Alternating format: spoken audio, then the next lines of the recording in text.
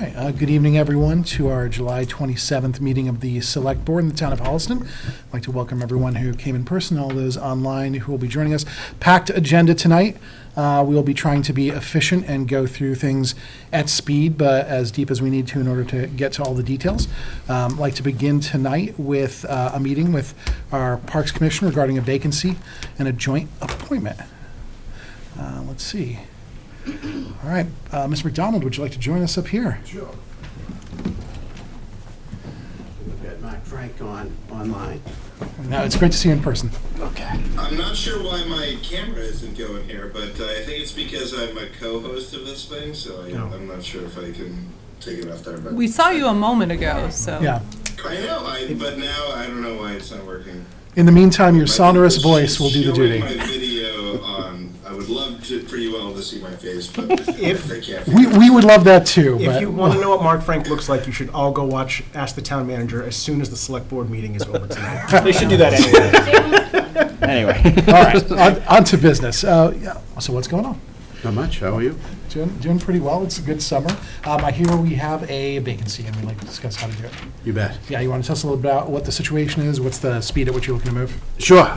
So Shaw Lively moved from Holliston, which created the vacancy, which is also a huge disappointment to us because he's been a longtime supporter of not only Parks and Rec, but the town in general. So we're sorry to lose him. There's about a year left on that term, and we'd like to go about filling that vacancy. Okay, excellent. We have been working on kind of a new process to try to streamline these things a little bit.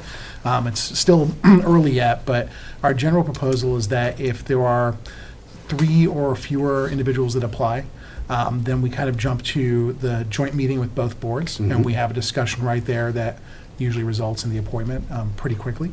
Okay. If there are 4 more individuals, we will probably use some kind of a screening meeting to get that down to 2 or 3, and then proceed to the joint meeting as planned as well. Any worries about that? Does that sound like an okay process? Sounds terrific. Okay. Can I jump in with one caveat to that? Please, yes. If there is one candidate, would it be possible for us to just kind of individually vote at our meetings and go, like that kind of route if there's only one? That's my experience with this for,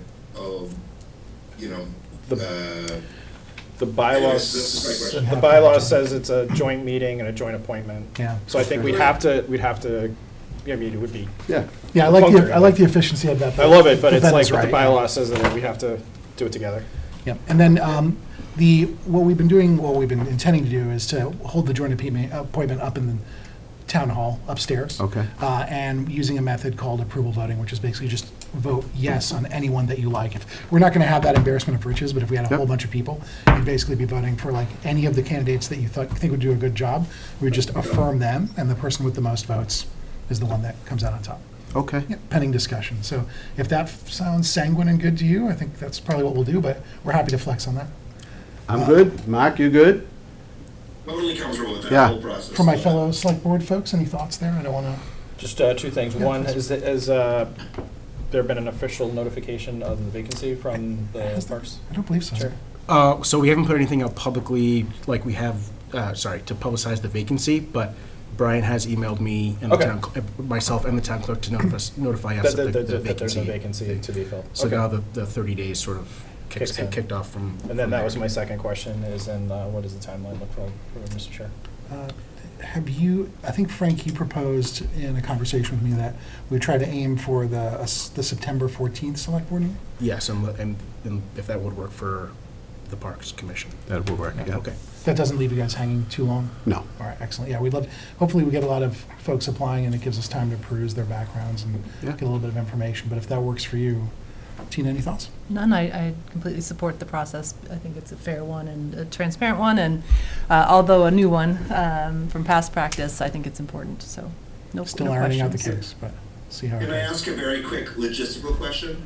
What's the requirement for the candidate to notify us that they want to be involved in the process? Is it just an email? Like, how does that work? So we usually ask folks to send a letter of interest, and we usually just have them all go to Donna. And then once the deadline's passed, so maybe we could do it If that meeting is September 14th, maybe we could make it shortly after, because I think Labor Day is the 7th, so maybe we could have it the 8th or the 9th. That way folks would have a chance to review all of the letters of interest. And then we would go from there, Mark. And typically, if folks ask, the reason I sent it to Donna is just so it's like, it all goes to Donna when the deadline drops, then everyone can sort of see what's in there, as opposed to it going into everyone, and then everyone knows, oh, this person applied, that person applied, this is how many applicants we have. I just kind of like the idea of it all being in a black box. Could I make one suggestion here? And we have a little bit of time, so it works. I would say, actually, could we actually have the candidates, the date, the Friday before? And that way, if there needs to be a meeting, there's a little bit of runway to have a screening meeting during that week. Like, Sure. Something I would suggest is, like, maybe it's scheduled, and then if there's 2 candidates, we just cancel it. It's Yep. like that, which is not a big deal. That way, it's not something that's, it can get done, and then it's not like we're under like 2 days that we can do it, and we're not sure what to do. So if I could make that suggestion, if people are amenable. I'm very amenable. Tina, any thoughts on that? Does it seem okay? Yeah, to you? Okay. yeah, terrific. Great. That's excellent. And then, just a personal note, I care quite a lot about what the commission is looking for in terms of candidates. So I may reach out, maybe we'll do it as a group, but any provisos or thoughts going forward on the kinds of qualifications that you think best suit someone for it. Again, it might be one of those things where we only get a handful of people applying, but in case there's more than one, I am going to be, a lay person on this. Yep. You're the experts, and your advice would be greatly appreciated. Perfect. Happy to Last do time we had that. like 3 or 4 candidates, I think, last time we had a Parks opening, didn't we? I don't know, I ran unopposed 3 times, so I don't know what's, yeah, I right. know. I thought I remembered. The last time was 4 people for 2 spots, which Yeah. is the first time it's ever been opposed in my 10 years. Okay. So It's you getting never know big. what's going to Yeah, you never know. Okay. It's getting popular, guys. I guess. You're the new hotness, what can I say? Alrighty. All right, well, thank you very much. I Thanks so appreciate much. it. All right, take Thanks. care. Cheers, Nice thanks. to see you. Thank you. Thank you, Mark. Thank you, Mark. Have a great night. Brian. Thanks, Mark. Excellent. We don't need a motion on that, right? That's just a conversation, so I think we're good to go. Moving on, Community Preservation Fund request. Mr. Town Manager, Capital Expenditure Fund update. Mr. Town Manager, I know that you have been keeping abreast of the conversations online. There are lots of people interested in this situation. We promised constituents that we would make this part of our meetings going forward, even if the information was trivial as we're moving on, but it sounds like tonight we have quite an update, so. Yes, we do, and I first just want to thank the board for their patience, as I know that we've been trying to work through this. I think what's been important to me is that we try and work quickly, but also try and be thorough and also be transparent. So it's a few different things that sometimes don't always jive together. So again, thank you to you 3 and others for your patience. I also just before I dive in, I just want to note, and you'll see it on the slides, that a lot of this is preliminary. We are going to be handing it off to a third party. This is sort of like not the end of the road, but this is sort of where our sort of internal legwork is going to take a pause for now. And I can talk about a little bit of the next steps when I get to the end here. But I'm going to start with just take a little bit of a step back and talk about what actually is the Capital Expenditure Fund. If it's the first time you've heard about it, it might be a little confusing about, what is this sort of thing that's out there that funds various things. So Holliston has a capital expenditure fund that was actually created via a special act of the legislature in May of 1993, which is a little bit unique. Nonetheless, that's the one that we have. Sorry, I just got to close this door. You may want to move the microphone a little closer too. Sure. Yeah. Thank you. Yeah, no problem. So our capital expenditure fund was created via a special act of the legislature in the early 90s. Its purpose is to set aside funds for capital needs. So you think of things like vehicles, equipment for DPW, infrastructure work, roadway work, engineering or feasibility studies. Obviously at this past May's town meeting, we set aside money out of the CapEx for the high school feasibility study. So it's a wide array of things that it does study. However, it does not have anything to do with salaries or operational costs. So I just want to make sure that there's a clear distinction. Appropriations out of the fund are approved by a 2/3 vote of town meeting. And the primary money that goes into the fund that basically, then is available for expenditure is money that we spend out of our operating budget. So in this current year's fiscal budget, we have $1.875 million that comes out of the operating budget and goes directly into the capital expenditure fund. We also set aside free cash typically every October to put into the capital fund. And then the two smaller ones are interest earned on the fund, so it's just like any interest-bearing account that it's actually kept in the bank, it earns interest. And then a portion of the cell tower leases that we have around town go into this fund. It's divvied up between this fund and the the capital expenditure fund, the open space acquisition fund, and the conservation fund, I believe. So, typically, and I know this is hard to see, but I was trying to fit all of it. This is basically a summary of how we track what is available to spend in the capital expenditure fund. When you go to Maytown meeting, when you go to the back of the warrant, there is always a list of all of the funds and the recent sort of ins and outs and ending balances for each fiscal year for all of the funds, and the capital expenditure fund is no exception. So in this most recent May's town meeting, that edition would have had everything back to fiscal year 2014. So in the moment, whether it be a elected or appointed, policy setting board or committee or appointed staff would rely on the mechanisms behind this spreadsheet to determine what's available for expenditure for appropriation going into that year's budget cycle. So, in reviewing the totals reported beginning in fiscal year 2022 through the present, there was an error in reporting those totals of the transfers out. By transfers out, those are appropriations. Those are not true spends. Those aren't bills being paid. That is the town saying, we approve $100,000 for this thing. And in total, all those things, obviously, across multiple fiscal years, add up to quite the sum. And so when you're off even just a little bit, it has a trickle-down effect that, is going back to fiscal '22, we're now dealing with. Sorry, just to interrupt. So for Sure. folks who are not, I know people watch this on videos as well, but for folks who are not as fiscally minded, what you're saying there is essentially the amount of money is being kind of put aside, but is not at that point spent. Correct. All right, so when something is appropriated out, we're just so people know, the $100,000, until we actually pay for it, that money has not left our coffers. Sure. It's simply been partitioned away as, Yeah. this is something that we've designated. The technical term there, I think, is, so it's appropriated, it's encumbered for a certain expenditure, but not actually, the check hasn't been cut out the door to. And it still earns interest even in that setting Correct. until it is actually paid out for a project. And it's still, it's within the fund. It's just sort of set aside over here to be spent on the specific thing. And we can get into what happens when there's money left over. I have that in a I different just wanted to slide. interrupt that. I know a Oh, lot of yeah. people had questions about that, and I don't think it's that clear to folks who don't deal with budgets Yep. that there's a bit of a difference. Yeah, I mean, there isn't really a personal finance equivalent, right, where you're like, oh, I'm just going to put this, I'm buying this thing, but I'm not going to pay for it yet. I'm just going to put the money over here. Earmarked savings or something. It's like maybe you have like a savings account for, like a health savings account or something Right. like that, where you intend to spend it on Right. those things, but it's still a little bit different because it's a possibility versus an appropriation which has been allocated specifically for that purpose. Right.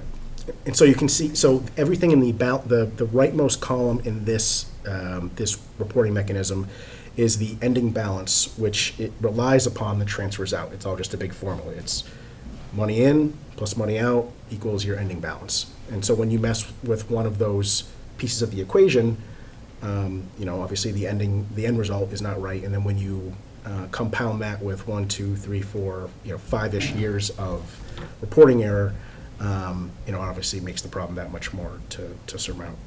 So, as a starting point, what I did was I went back to 2008, which was where our financial records in Munis go back to, and went through our town meeting warrants going back to that same fiscal year 2028, or excuse me, fiscal year 2008, and all of the balances beginning in 2008 that were reported in this transfers out column tied to everything that was in the warrant and everything that was reported in Munis.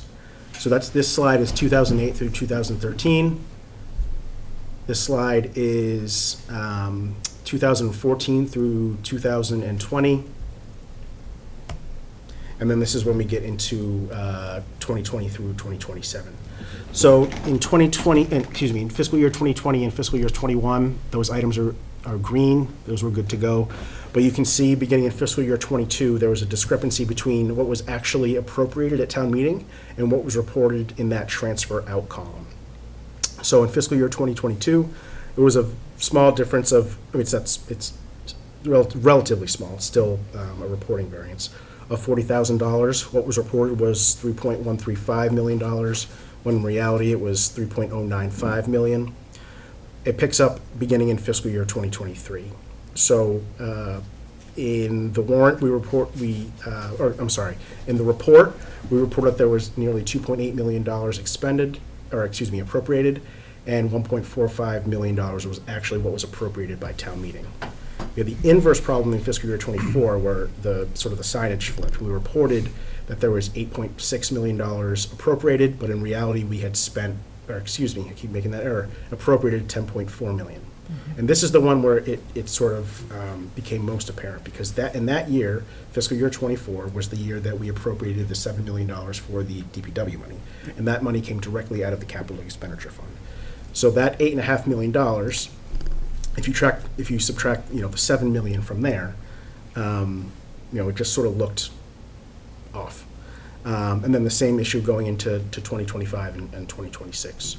So what I've done in the transfers out column is replicated what was actually appropriated at town meeting for those fiscal years. And I got to a ending balance or really, I guess, a beginning balance for fiscal year 2027 of $704,000 roughly, which puts us at about $130,000 short of the 2% of our omnibus budget that our financial policy states that the balance in the capital expenditure fund should be roughly 2% of our omnibus budget.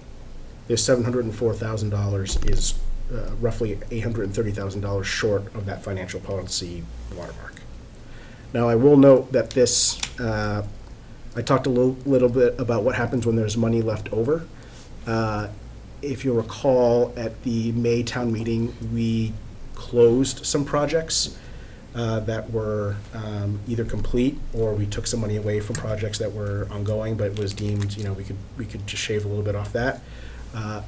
That's why that in the transfers in for fiscal year 27, that number is beefed up a bit because of those turnbacks. So we had some number from the DPW project that went back in. We had some money from school HVAC work that went back in, and so on.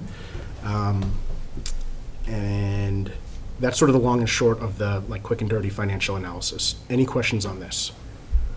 And I apologize for this. On my computer, it looked bigger, so I apologize. It's a little small. Frank, I have one question, Sure. if I may. So back when you, slide number 1, you're talking about what goes into creating the capital expenditure fund. Slide number 2, there you go. So you, at this point, do not have concerns that where we are today with the yellow highlighted columns, those erroneous numbers, you don't have concerns that you're sharing with the board today that it has anything to do with how we're addressing the operating budget, how we're addressing free cash, interest earned, cell tower interest, how that money's coming in and being put into the capital expenditure fund. These are not our areas of concern.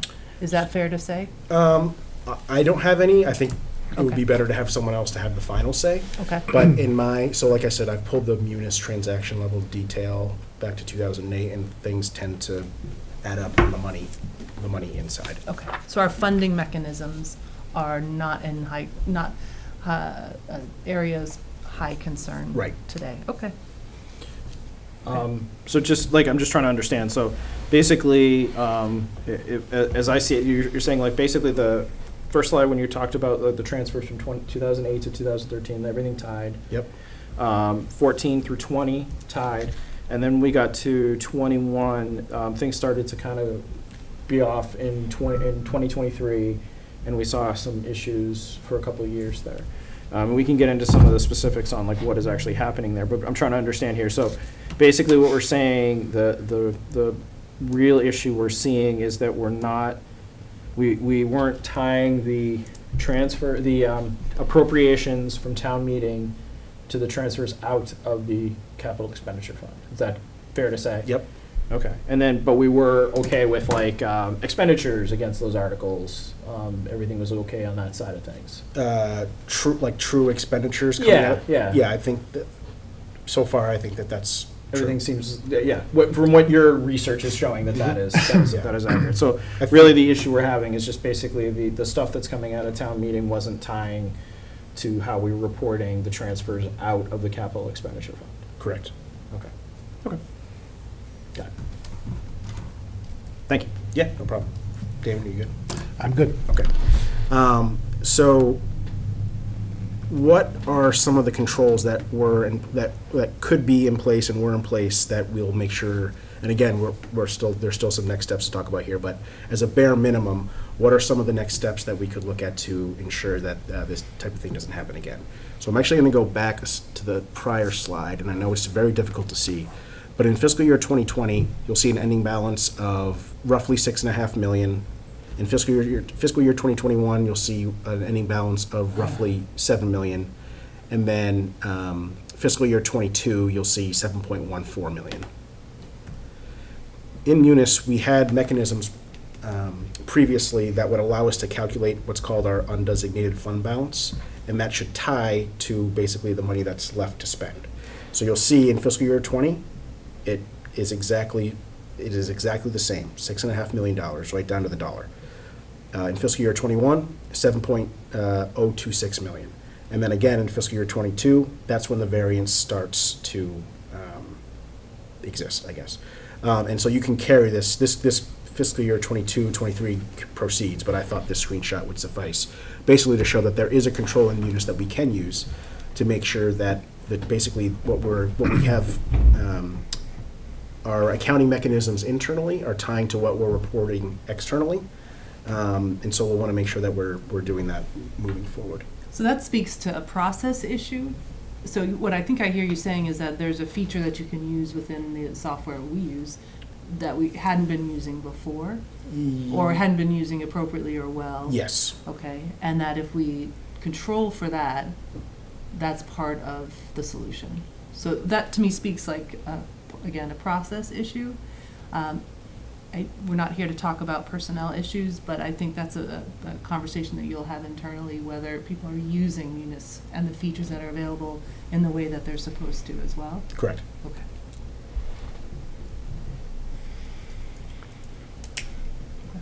Can you go back like one slide here, just sort of to I got one quick question here. So we're saying these are unaudited totals for this, okay? The previous ones, the ones that we had reported at the back of the town meeting warrant, were audited totals? Which town meeting? So Sorry. we'll go back a couple slides here. When you go back to the first one, keep going. That, are those audited? I don't know. I should have just put unaudited. I think I did. It's okay. and It's actually being covered It's by the- being, So I will fix it's that. fine, I'm just Yeah. sort Yeah. of, I'm asking sort of the general question there, is that, we have things like auditing to help us catch these kinds of things. Mhm. And to me, like, I look at that and it's like, that seems pretty, like, I don't want to be a jerk, but it seems kind of basic to be able to just tie what came out of town meeting to what's in the transfers. And I'm just kind of like, how did the auditor miss that? It's kind of what I'm asking here. I mean, one of the things that I recall is that we did change auditors at some point in this period. And, was that a factor? And I certainly want to have a question. I would want to go in depth when that auditor comes in front of us and presents their auditing results. Mhm. Like, what are we doing here and how did this get missed? Right. Because I think it is operationally, there should be controls. That's the whole point of having auditors, is to catch this kind of stuff, if you ask me. And I Right. mean, No, I I'm agree.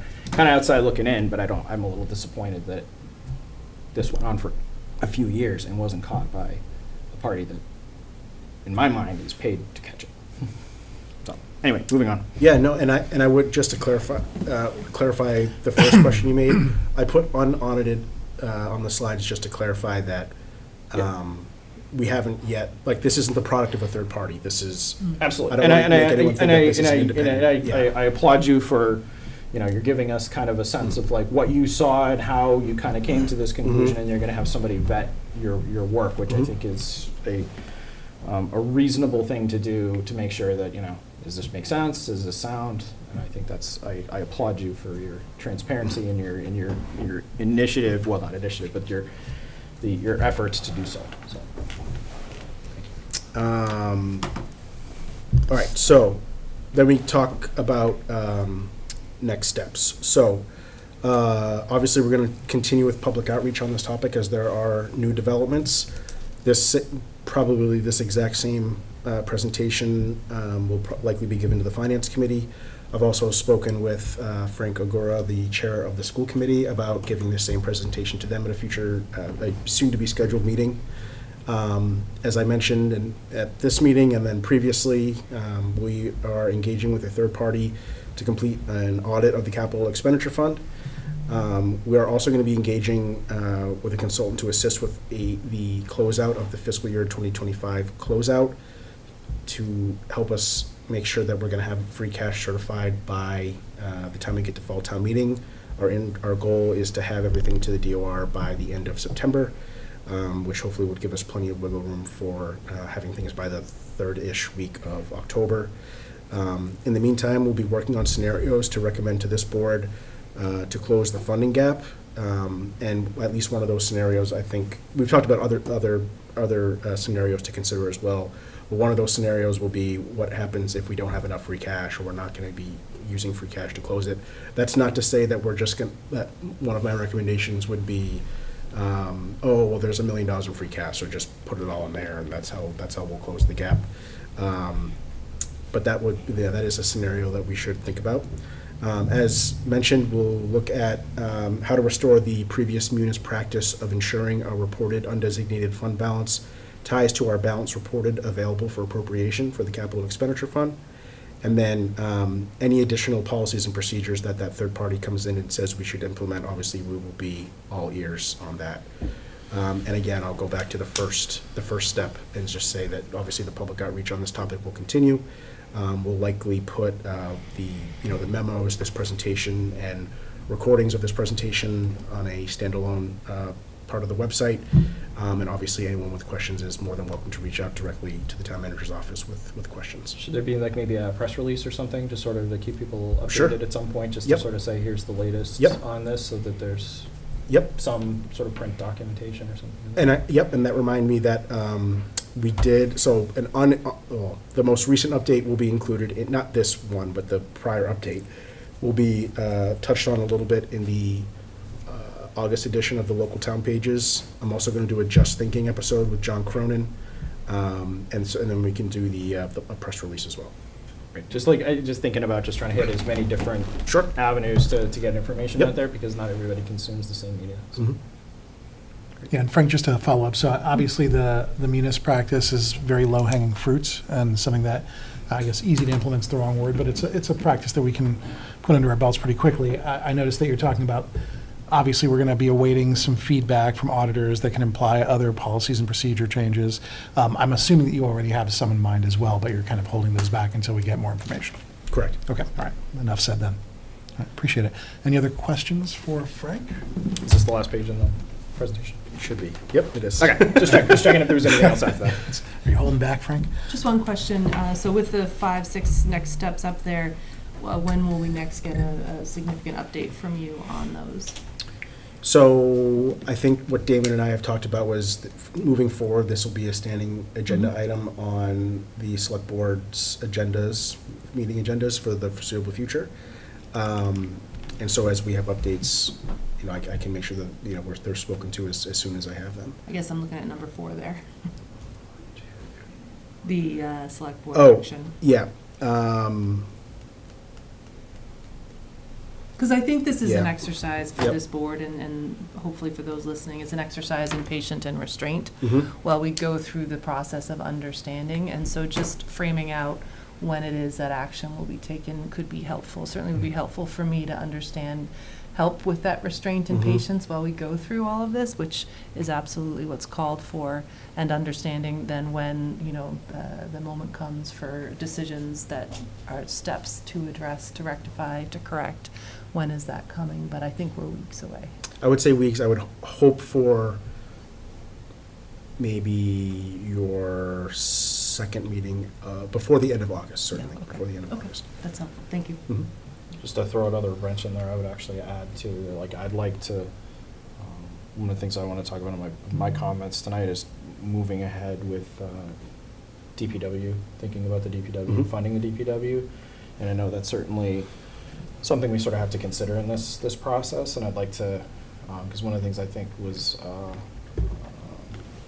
something that we could have, that I could have done better in May, was trying to get ahead with the finance committee to see if there was anything we could do to talk through some of those things. We had a working group previously. Is there something we can do there? But we kind of need a little more solidity there before we can move forward and having those conversations. If you're going to laugh at me, why are you laughing? No, I at have me? a question for you. Yeah. So what I haven't heard in this presentation has anything to do with, nothing to do with projects. So what we haven't identified are policy decisions that this board, the finance committee, the the CapEx, what is it called? Sorry, you know what I'm trying to say, the capital subcommittee, thank you. What I haven't heard put forward as either an explanation for or a part of the next steps here is going back to those policy decisions, or even looking forward to future policy decisions, with the exception of number 4. So my question would be, why bring up a project? Because we've talked about previously that one of the only places that we could review money is with the DPW project, if we were to move back money.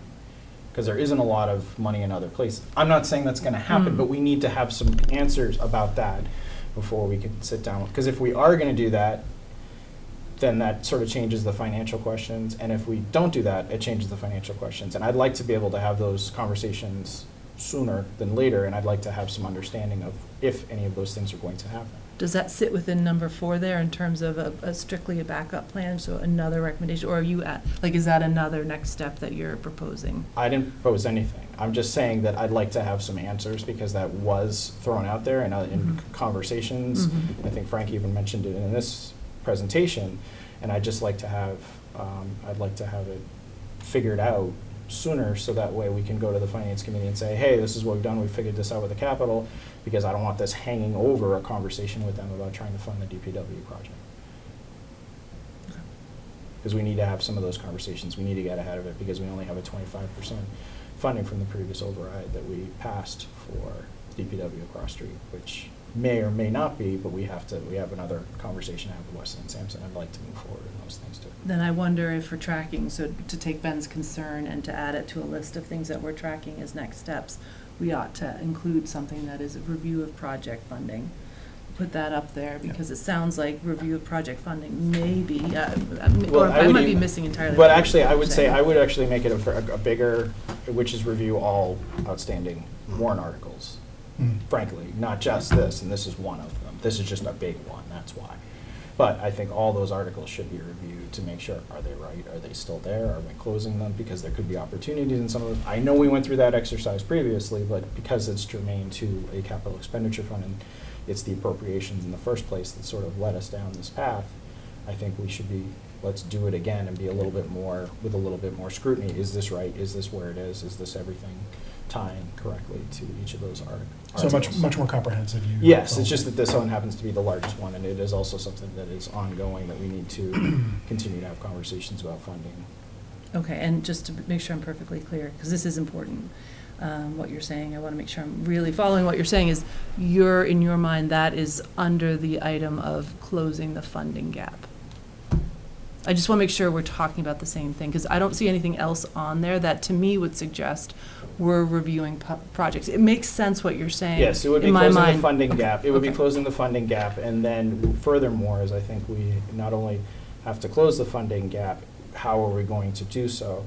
But then the question up from that would be, how are we going to, because it would lead to how are you funding the DPW project? Because we have to have a conversation about the capital that's there and the potential for an override. Doesn't that go back to the operating budget that, as a funding mechanism for the capital expenditure fund, which at this point, we're not questioning? So so to your point about moving forward to continue to fund the DPW project, doesn't that come back to how we fund CapEx in general, which is through the No. operating budget? No. Okay. No, what I'm trying to do is, like, basically, because the working group came up with a proposal to fund the project at Cross Street. Mm-hmm. And it was a mix of capital through the CapEx fund, and override money, and then there was some money within the operating budget as part of, is inclusive debt within the budget. And we need to go back and revisit that because the proposal we had previously in May was shot down. And we have to, number one, if we have to have a conversation about, are we going forward with Cross Street? Because that's a different funding mechanism. We don't know how much it's gonna cost. We've gotta go through that. And then two, if we're gonna go back to Arch, we need to figure out what that looks like, because I don't wanna sit on that longer than we need to, but I also need this to feel like this should be resolved before we can have Okay. that conversation. Forgive me if I sound like I'm challenging. I'm really not. I'm just trying to understand because Okay. what you're saying is important and. I wanna make fund the sure- DPW. That's Right, right, basically, right. take that as is basically the Got it. genesis of this, is that that's it.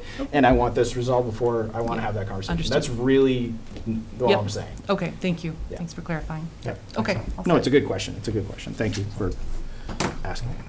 Anything further? All right. Frank, thank you for the download. As you mentioned, we'll be expecting updates on this going forward at every one of our meetings, even if it's just a little bit of an update to let us know things are in progress. Obviously, when larger pieces of information become available, I know there are a lot of people who will asynchronously be very interested in this conversation. And for what it's worth, I think it's a good learning experience for a lot of people who are paying attention just a little, and that aperture is By going to open up more. asynchronous. As in, they're not necessarily watching live. They're kind of reviewing it as they Got it. as they encounter things online, Got it. which I think is important because the worry that we see flares up when we're not necessarily focused on it, and so we kind of have to be ready to answer questions at any time, or so I think.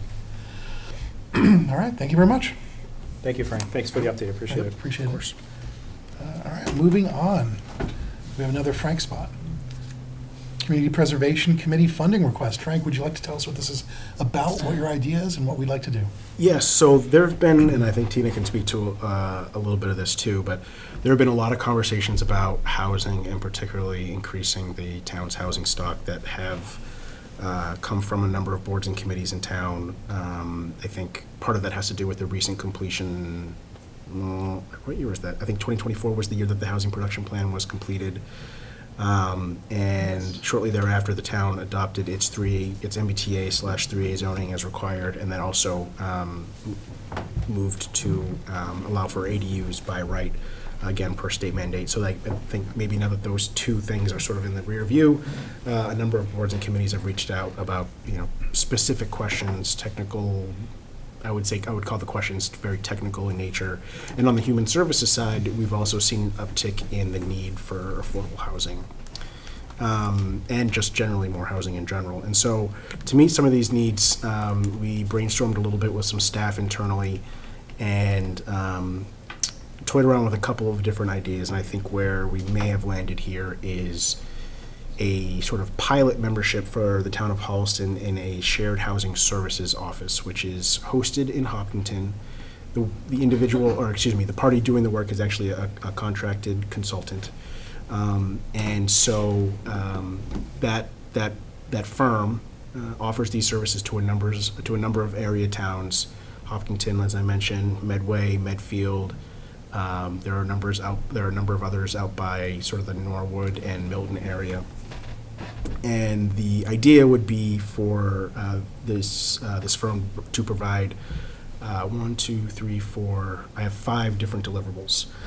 So the first would be a point of contact for residents seeking housing options, and what that would allow our human services folks, namely Youth and Family Services and the Council on Aging, to put them directly in, put someone who's looking for affordable housing options directly in touch with sort of like one point of contact. The other deliverable would be monitoring eligibility of current renters in affordable units. So this is actually a requirement that we need to, I think, get up to speed on a little bit. So basically, that is to say that if there's a renter in an affordable unit and maybe their situation has changed quite a bit and technically they aren't eligible for that unit any longer, this consultant would go ahead and do that work for us to ensure that that unit is available to someone who actually would qualify in the present. So you're saying that's currently a requirement, and at the moment, we're maybe doing it piecemeal, if at all? Correct. Okay, got it. Thank you. I talked a little bit about how this sort of rose to the top via requests from boards and committees. This group would also be able to provide technical assistance to staff, boards, and committees in support of work related to achieving the goals identified in the housing production plan. So that would include, research, attendance at meetings, that type of thing. The housing production plan outlines 13 different strategies. We've achieved 2 of them, and those are the 2 that we were required to do, the 3A zoning and the not accessible dwelling unit, is it ADUs, we'll just call them ADUs, that we were required to adopt by state legislation. And so this firm would be a resource to the town in trying to explore how to achieve those 11 other strategies. Okay. And another great idea, and I'll give our staff for coming up with this idea, coming up with ways to host public-facing events to raise an awareness about affordable housing options and the application processes, which I didn't have a full appreciation for, like how sort of cumbersome and confusing that process can be. And so, in addition to being the point of contact, we discussed maybe having them host sort of seminars of sorts to come in and explain the different processes and application processes that are associated with applying for some of the units that are available. I feel pretty strongly that this is something that would be eligible under Community Preservation Committee allowable expenditures. A model that I've observed in other towns is actually a portion of the town planner's salary, for instance, might be supplemented by CPC funds. That is not the angle we're going here. I think in theory we could go out and and request an actual part-time position to be funded on an annual basis via a CPC appropriation. But in speaking with our Youth and Family Services and Council on Aging staff, we're a little hesitant to add another staff member just sort of to the piece of our human services puzzle right now. And this actually might be a great opportunity for us to see what the true need is and how we then cater to that need in the future. And so that was sort of how this came to be, at least talked about initially. And then we had a meeting, Cheryl, myself, and Cynthia Lestevnik attended a meeting with the staff in Hopkinton who sort of managed the effort on behalf of the member towns. And we think it would be a great fit. Great question. So you're billing this potentially as a pilot program. Correct. What is kind of your envisioned length of the pilot and the kind of the success parameters at the end of it to know whether or not it's worth it? I know you have some of it in the document, Yeah. but worth sharing. Oh, yeah, no, absolutely. Sorry, I was just going to, I reinvent the wheel. I'm just going to read off what I wrote. So first of all, I set aside, the application is for $30,000. From what we saw, what other towns appropriate, the ballpark is anywhere between 15 and 25. My understanding is that none of the other towns host these like public-facing seminars that we had talked about, so I added on an additional 5. I think that number is, we could probably get away with a little bit less, but that number was the placeholder. So the 3 areas that I listed in the CPC application for how success will be measured will be, and maybe it's number 1, but it's also probably first and foremost, the number of positive outcomes and placements for those seeking affordable housing options. Specifically, how many folks have navigated the affordable housing process, completed applications, and ultimately obtained housing. Second would be instances of requested and received technical assistance by local boards and committees. The housing production plan actually names the individual, so it lays out the different strategies and then names the boards and committees that are sort of the tasked with those individual action items. So that would be this board, the planning board, the newly named Affordable Housing Trust, the Council on Aging, and others. And so those groups could seek out this group for technical assistance. And then again, we mentioned that if possible, hosting at least one community/resident-facing event to explain eligibility, the application process, waitlist procedures, and other information that would be helpful for the placement process. So points 1 and 2, those are two metrics that this contractor is already going to be measuring? Correct. Okay. And those were things that we went into the meeting with the folks in Hopkinton with those two things, like those are sort of the deal breakers. Mhm. Like we must have those two things. And we received confirmation that those were services that are rendered elsewhere. Any questions? Yeah, I got a couple. Yeah. I think the first thing I would say is that I applaud you for putting this forward, because I feel like the CPC has a major component in housing, and I have not seen much happening on the housing side for their activity.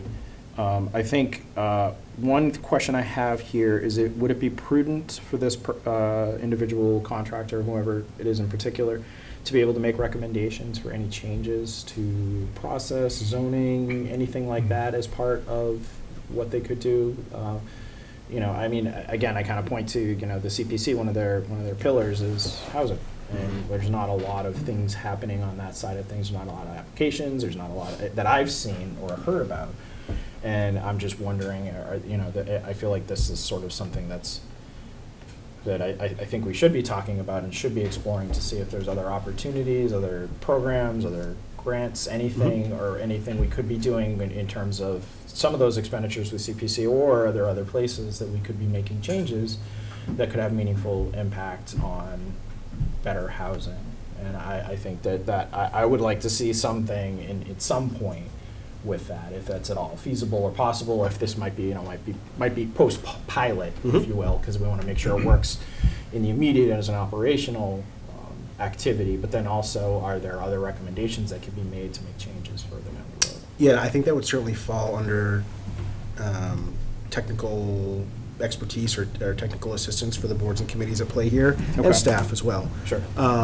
Sort of like a review of, here's what we got, what do you think, maybe what could we tweak a little bit? Yeah. I also think the benefit of, for Holliston, is that our housing production plan is so fresh. Yeah. And it talks about, I think it talks maybe some of those things, but it also talks about things like not uppercase affordable housing, but also the middle housing, senior housing, that I think that there would be a lot to work with there. So I think the answer to your question, I think, is yes. Yes, Okay. absolutely. And then my second question here is that, we're talking about this as a CPC funding request. Let's say it's a successful pilot. Mhm. What happens after that? I think we would have two options. One would be to continue with sort of this annual request, or we could potentially do we sign a 5-year agreement or something like that, and we get the funding on a multi-year basis from the CPC. If the CPC or the select board or town meeting is not comfortable with funding sort of an annual appropriation out of the CPA funds for this purpose, then we would need to find a way to fund it out of the operating budget. How much is in the CPC?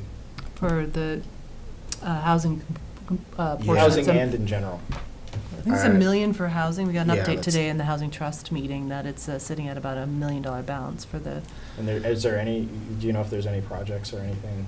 to your point, not a lot of activity, not a lot of applications. Okay. Thank you. Mhm. I just have two questions, or one question and a comment. So the Housing Trust did review recently, this morning actually in our meeting, that we used to have something like, it was called the Single Family Home Ownership Program, last active in 2017, and in 2017 it placed 2 families into affordable, lowercase a, affordable homes. That program has laid fallow for the past number of years. I would like that question asked of the group in Hopkinton, this consulting pilot proposal. Is that something they can support and help with? We had it running successfully in the past, but I believe some of the volunteers on the Housing Trust have changed. And so is that something that they can help with? Because that was a successful program as recently as 2017, placing families in affordable homes? And then can they help us get to the housing choice designation that the state is looking for us to get to? Yeah, and that one actually, that one we're actively working on with MAPC, so hopefully before we Okay, even get there, we will, we're not looking for this pilot program to accomplish that. right, but I mean, if we, it's not that I don't think they can help us with that, is that I hope that that's even a non-issue by the time we get to the beginning of the calendar year, or next And- calendar year. 6-month or 12-month pilot? 12-month. Okay, okay, almost there. One other quick point, just thinking about, I think there is a need out there. I mean, I remember with COVID, we had renters assistance, and it was well used. I think we went through 2 rounds. Did I have that right, Tina? Yeah, yeah. Went through 2 rounds. I mean, granted, that was an extraordinary period of time, but, I could see that, some people are on the edge at times, and having opportunities to help people either find affordable houses or stay in homes that they're currently inhabiting, I think is a powerful and important thing we need to do. Okay, Explore. yeah, we can talk to Kathy about that too. Kathy Lang. Okay, I did not know that, thank you. Yeah. I think, I'm trying to remember who administered it. Was it, I don't think it was Youth and Family Services. I don't remember who did the whole thing. Chief would know. You can ask the chief because he was there. We It met was with, 25 and then 50. yeah, we met with Chief every week for, I think like 2 years. And we love the chief, but we got a little sick of talking about COVID. Too much, chief. Too much COVID. No, it was the COVID we got sick It's of. not not the chief, it's chief. COVID. I think, if I He may, would one know. last. He would know com- the details. One last comment. If the CPC is circling back around with questions for more evidence or Mhm. justification, or you're wanting to strengthen the presentation that you're developing for the CPC, just reaching out to Greg Carey, the chair of the Housing Trust. Sure. which now named Affordable Housing Trust. Just a tremendous amount of insight and probably could give you some, you need them. Don't think you do, but if you're feeling like you need them, I think he could give you some strengthening justifications for Great. how it would benefit the work of the Affordable Housing Trust. Okay, Yeah, okay. I will loop him in regardless to assuming the board is good with this. I will loop Greg in on the email to Frank Chamberlain and company. Great. Frank, is this something for which you need anything from us? So that's a great question. I'm not sure if the board typically reviews and approves these types of things, where this would be a relatively new thing for Holliston. I thought it warranted at least a conversation at the board level, but I'm not sure a full vote is necessary. I think it's usually our vote if it's going to be a warrant article, and we want to put it on the warrant. Mhm. Or, I mean, it sounds like it's more of an operational decision on your part. That's fair. So, I mean, I don't think it's I'm not opposed to beefing it up and saying the select board supports this proposal, but at the same time, I would say it's up to you, because I'm sure you can go to CPC with a funding proposal as Yep. the 10-year role as the town manager. Yeah, without I can, why don't I just roll with it and then maybe. get some feedback, and if they want to, Yeah. sometimes they do say, like, well, is the select board supporting this? And it was like, Mhm. you have a consensus, you don't necessarily need to Mhm. vote. Yeah, we can always formalize if needed. We can probably formalize it. Will do. We'll just make Damon do it. No problem. Happy to do it, thanks. Great. Anything else? That is it for me. I will keep you all posted as it progresses. Wonderful. All right, well, thank you very much, Frank. We appreciate it. Let us know how it goes. Will do. Curious to hear. All right, next up, discuss request to fly the Brazilian flag from September 3rd to September 10th in commemoration of Brazilian Independence Day. Frank, do you want to give us a briefing and then invite anyone up who needs to come up? Sure. So we had a request from a resident to fly the national flag of Brazil during the first week of September to commemorate Brazilian Independence Day. As in the past, we've had folks who've requested flags to be flown at Blair Square. So I should have made that more clear on the agenda, but it is specifically at the Blair Square flagpole location. Right, okay, just making sure. And so Mr. McLennan had made that request, and he is in attendance this evening. Great. Would you like to come up and join us and tell us a little bit about what you've got in mind? Sure. Thank you. Please state your name and your address for the record. Walter McLennan, 29 School Street. And the town manager did reference a note that I had sent to his office seeking to fly the Brazilian flag from the 3rd to the 10th of September, commemorating Brazil Independence Day. I had been thinking about the town's strategic plan and the efforts of stressing diversity and inclusion in our town and welcoming new people. And my wife and myself have a particular interest in Brazilians, in that we had been, when we graduated from college, we went to Brazil and served in the Peace Corps. And we met many good people there, and friends that we actually continue with until today. But then the history is much longer than that. In the late 1980s, we were both educators, and I was working in Framingham at that time, and I started to notice a number of Brazilians were coming into the school system in Framingham. And that was something new. It's sort of a new immigrant group. Portuguese had come in earlier, but then Brazilians were coming in the late 1980s. So that was sort of a marking point for me. And then when I worked in school administration in schools, I worked with parents coming from Brazil and stuff. And then more recently, in the last 30 years or 40 years, many of you probably have noticed too, if you see someone building a wall around in a construction project or painting houses, cleaning houses, roofing houses, staffing restaurants, maybe starting restaurants locally, often they're Brazilians. And so it's a new immigrant group in Massachusetts, certainly, in the United States also, but certainly in Massachusetts. And it's impacting Holliston too.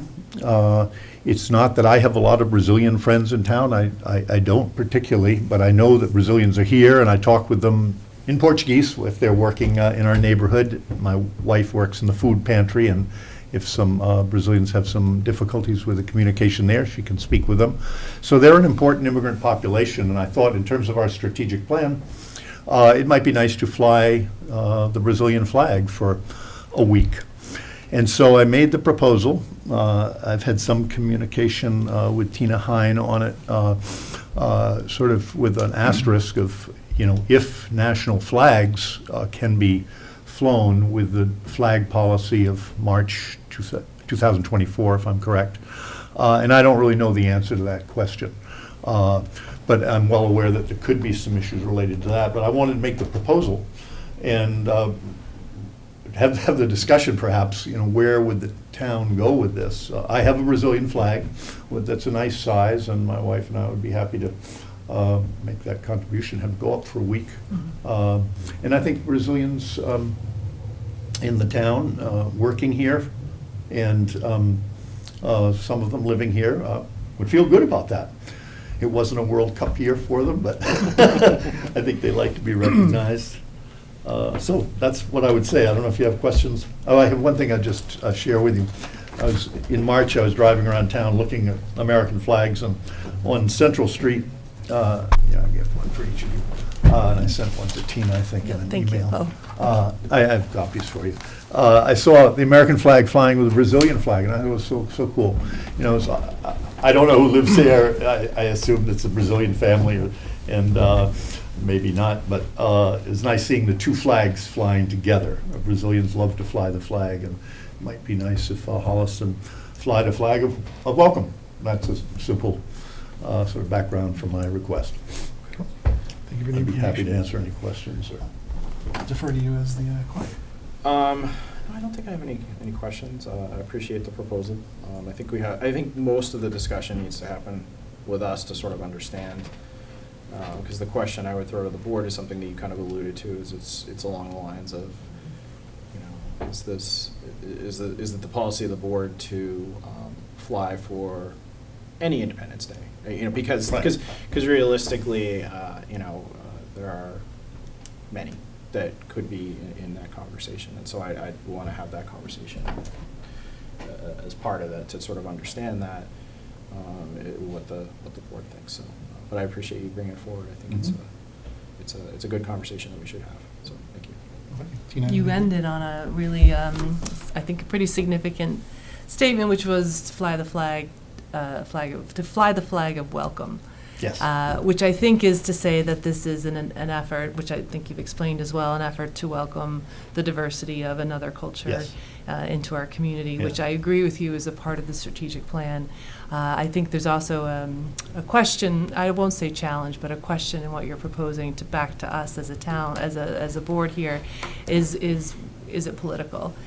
So the policy's clear that political speech is for the select board on behalf of the Yes. town of Holliston. And so, is to fly a national flag of another country, is that political speech or not? So I think that's the question and to be debated, to be discussed. I was looking at our flag schedule for Blair Square. I think I'm missing one or two, but what we have on that is in November, we fly the Transgender Remembrance flag. In April, we fly the Tree City USA flag. In June, we fly the Pride flag. And going back to May, we fly the Police Remembrance flag. I'm missing one or two in there, but it's not cut and dry and so clear how those choices are made. And so in trying to justify for me, like, well, how are we making these decisions? I come back to my notes here where, does it match the strategic plan of the town? And you've addressed that. I also look to is it supported here in town by an organization, by a group that's doing programming or effort? Like when you think of something like the Police Remembrance flag, I mean, we have an organization behind that flag that is taking steps to do additional recognition of and supporting of what the flag is flying for. So that I think that becomes a component for this board in making a decision like this. I still come back to, I accept your request as an intention to welcome diversity. Fully accept that on face value and deeper as well. The board's dilemma is it political speech? And that's what our policy is pretty clear on. So I don't have an answer, but to Ben's point, I think that's for this board to deliberate on. Would you as a board, shall we chat about it right now, or do you need some time to research and think? I think I'd like a little time to sort of think about it. I mean, I think the Brazilian flag is a reasonable request, and I would say that it's September 3rd, so we need to have an answer by the end of August to determine if that's appropriate. But I think I would argue that we do need a little bit more. We need a little more robust agenda item to be able to sort of iron that out a little bit. In general as a policy. I think to sort of say like this is appropriate and this might be going too far, that kind of thing. If we were going to have that conversation, if it is political speech or not, or things like that, where's that? Try to roughly cut out where that line would be. What is your take on it, Mr. McClennan? Thank you for asking.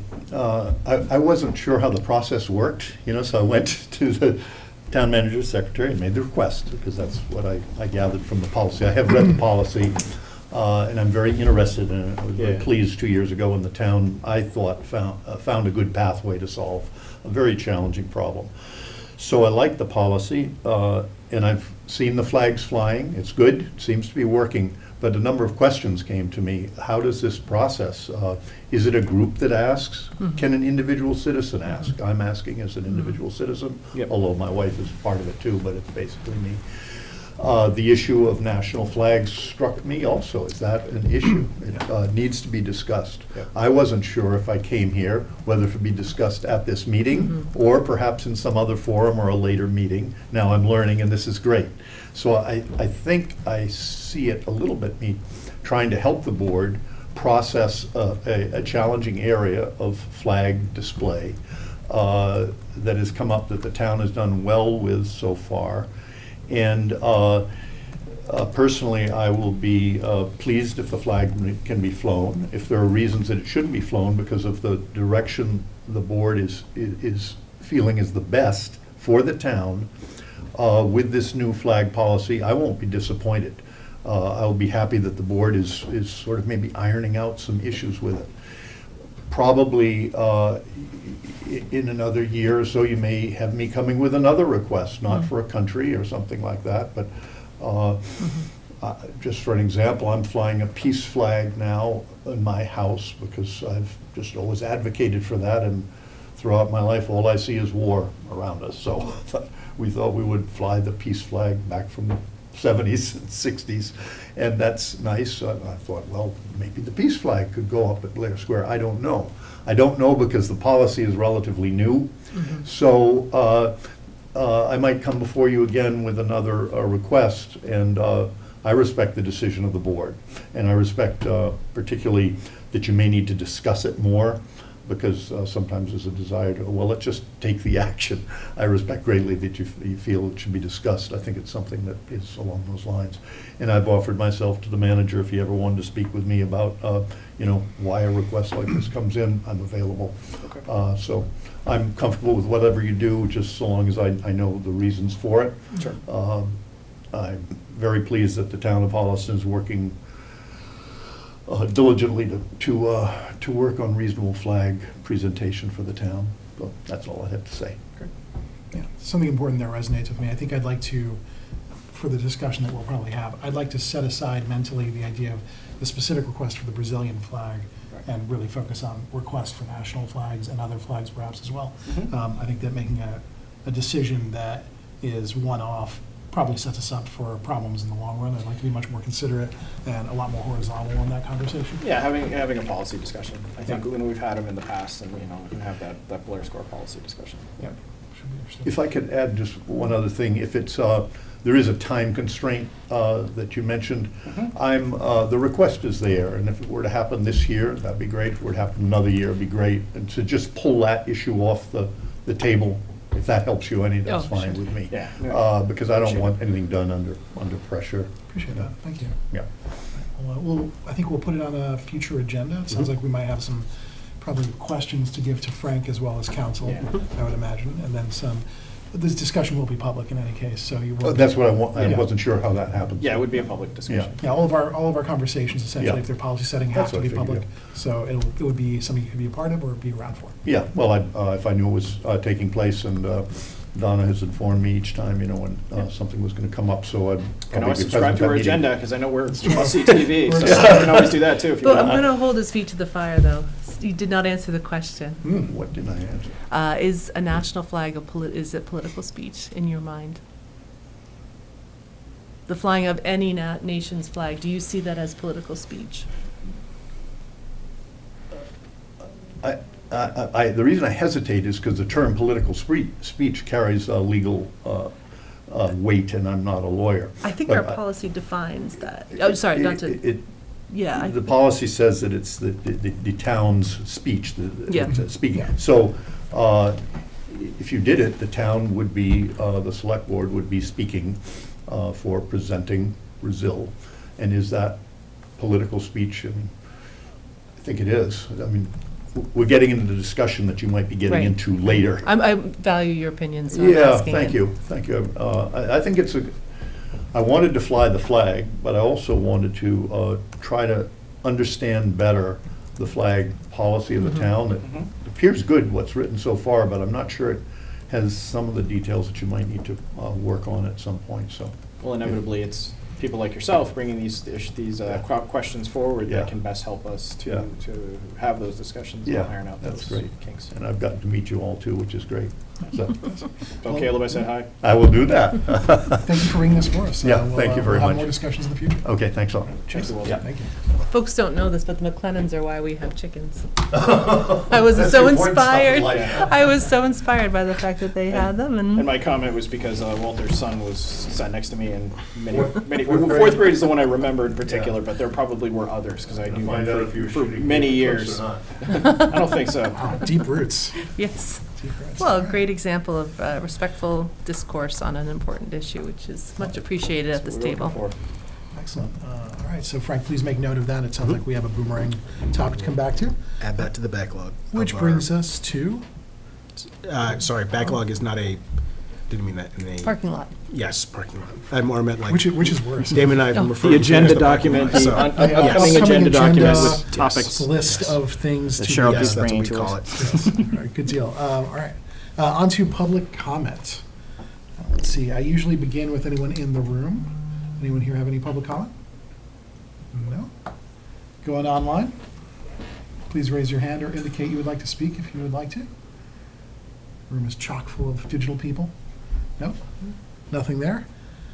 All right. I would Any- add that if people miss their opportunity, they can always email Donna Muzzy in the town manager's office Good for point. comments to be read at a future meeting.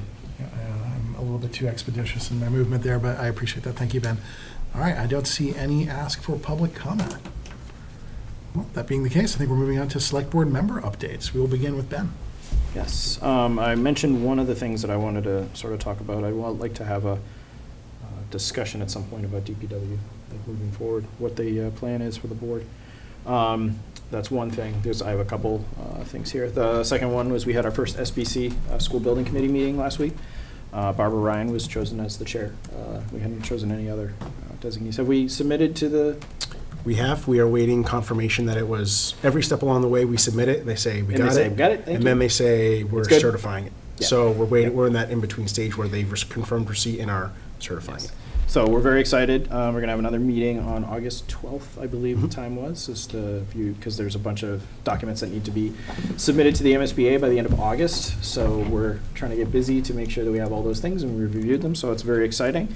The main thing that we did the other day was to make Barbara Ryan our chair, so that's very exciting. And then two other things here. The first is that Envisioning Future Holliston and Glenn Brown and I have been talking about conversation about master planning. And we're trying to take it on the road to go to other boards and committees, and I'd like that to be an agenda item for this board to discuss. There's two items to it, which is number one, a master plan. How does the select board feel about a master plan and updating a master plan?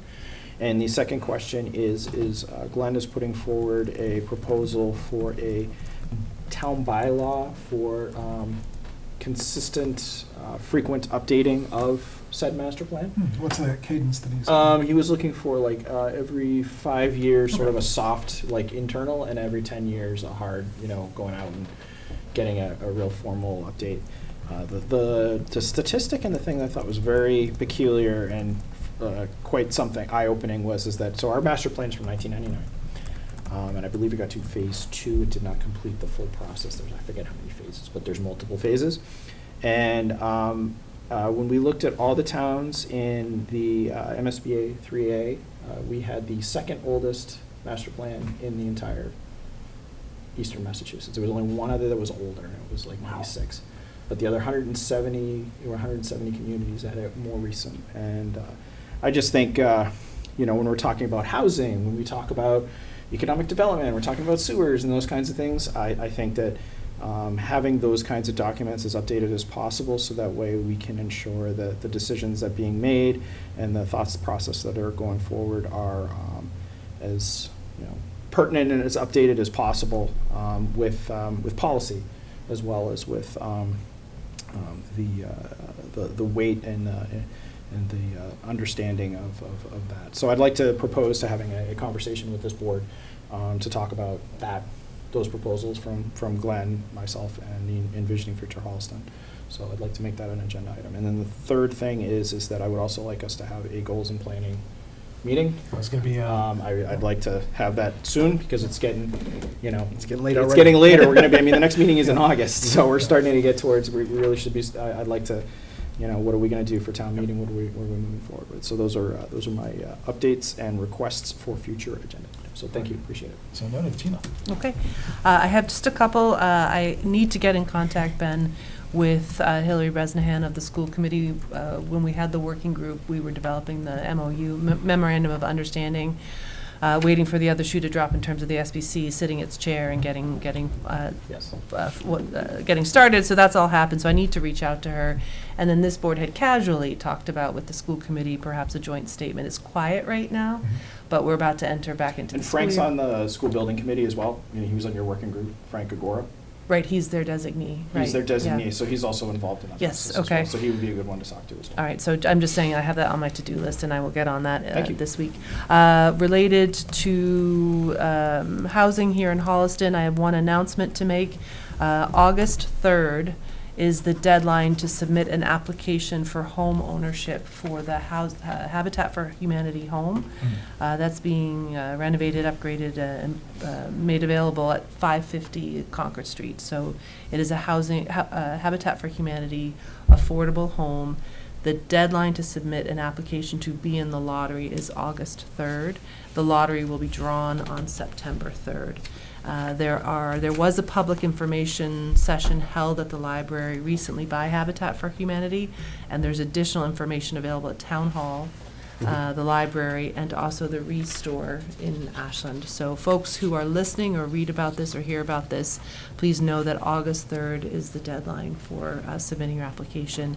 And finally, related to that, this morning the Housing Trust had its meeting, and we voted unanimously to change the name to the Affordable Housing Trust. I believe that takes action by the Select Board, so that's a quick housekeeping item for our board at an upcoming agenda, just to approve that.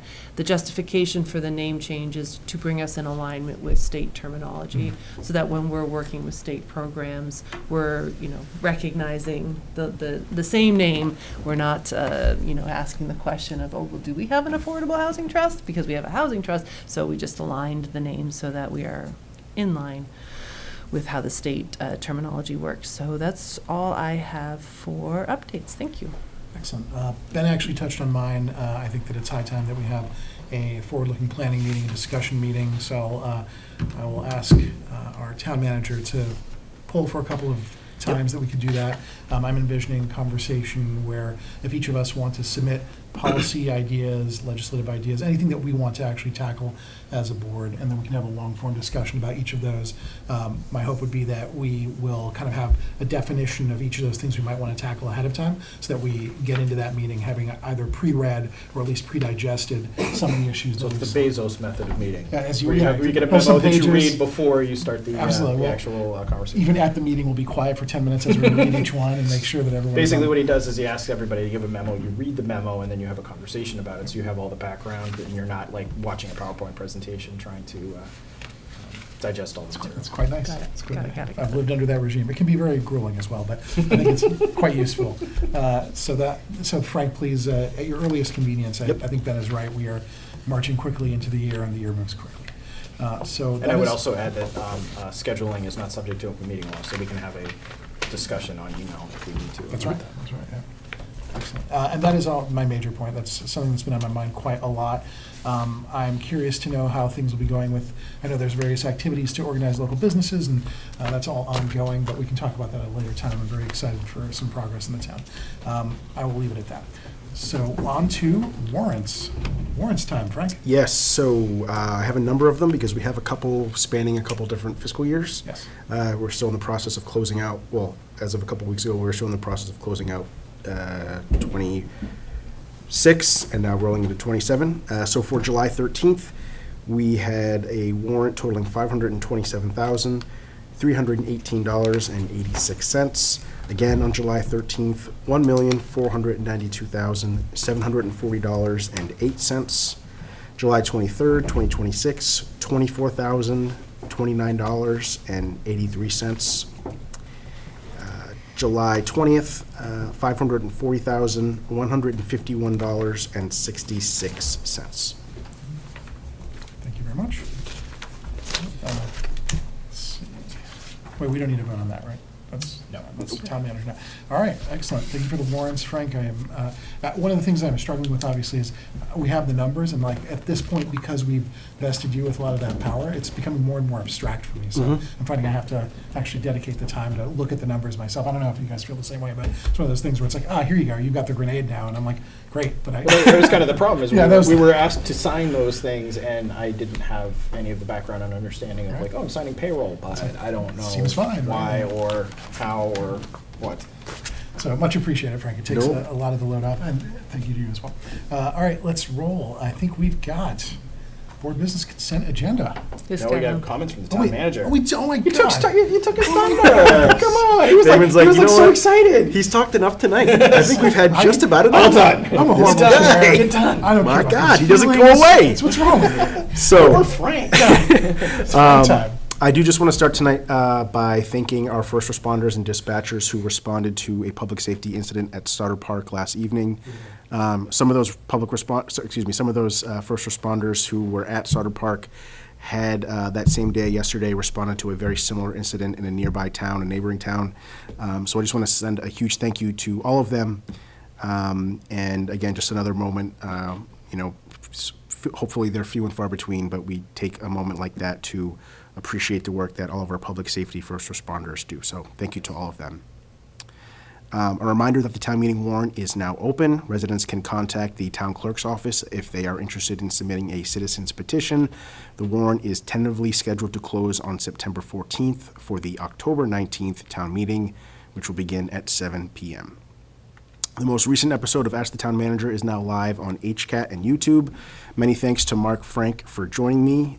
We named the episode Franks and Rec, like Parks and Rec, except there were two Franks there, so we named it Franks and Rec. I actually learned a great deal about Mark. He is a former 8th grade math teacher, which I did not know until we were... former 8th grader, I was like...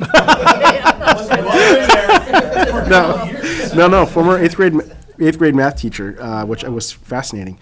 Next up, we are going to have Council on Aging Director Cynthia Lestevnik.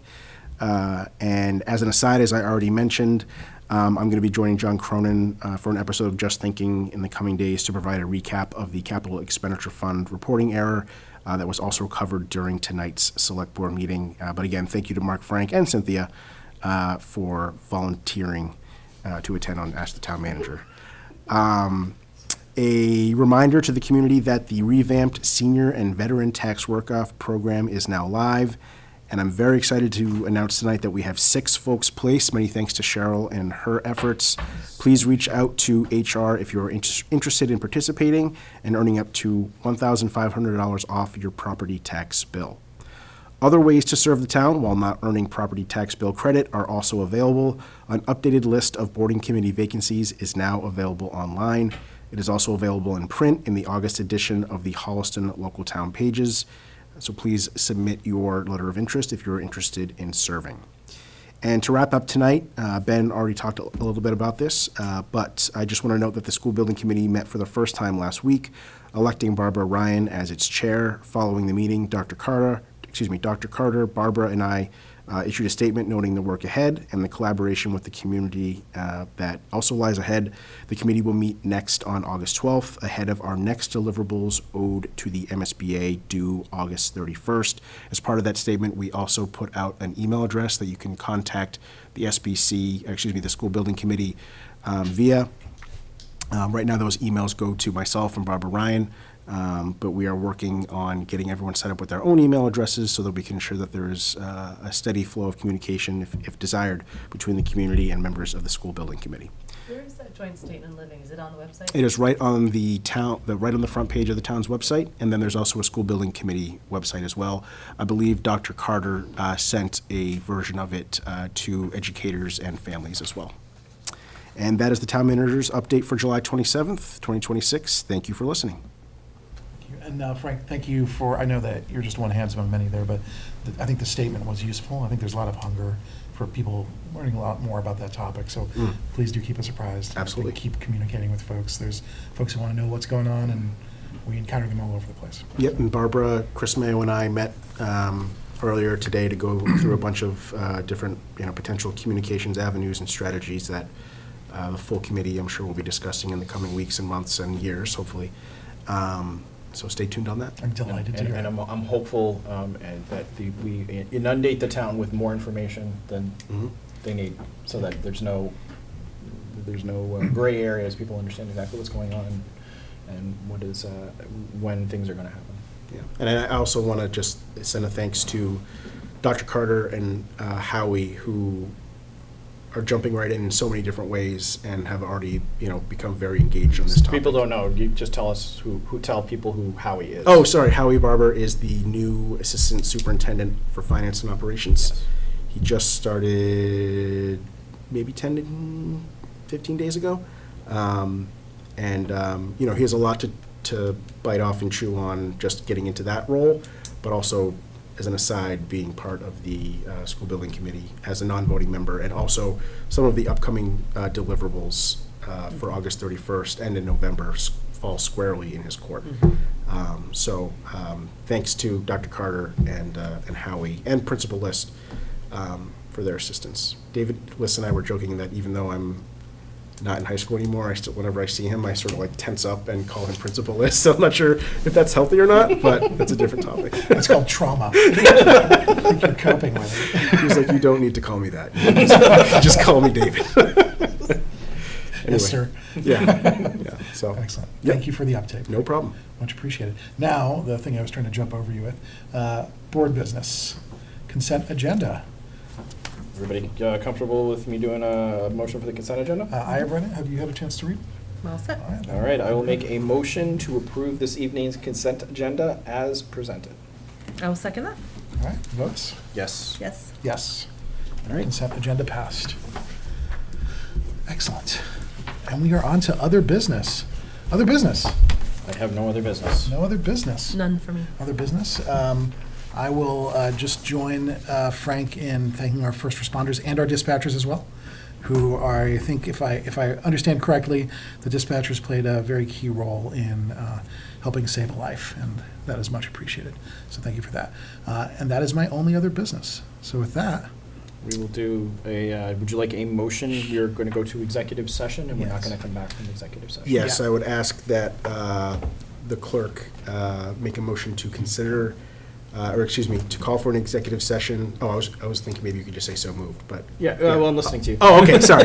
I thought you were writing it down like. No, no, no, after- no. He that was asked me. for That was my me. Ask that you make a motion to enter into executive session, not to return to open session for the purposes of considering the purchase, exchange, lease, or value of real property, if the chair so declares that an open meeting may have a detrimental effect on the negotiating position of this public body. I will make that motion. I'll second it. all in favor? Yes. Yes. Wait, does that need to be a roll call vote? It does not. All right, You're great. all here. Fantastic. So Holliston, Recording stopped. we're done. And there it is. Tom's like, I'm out. Tom, the mic's down?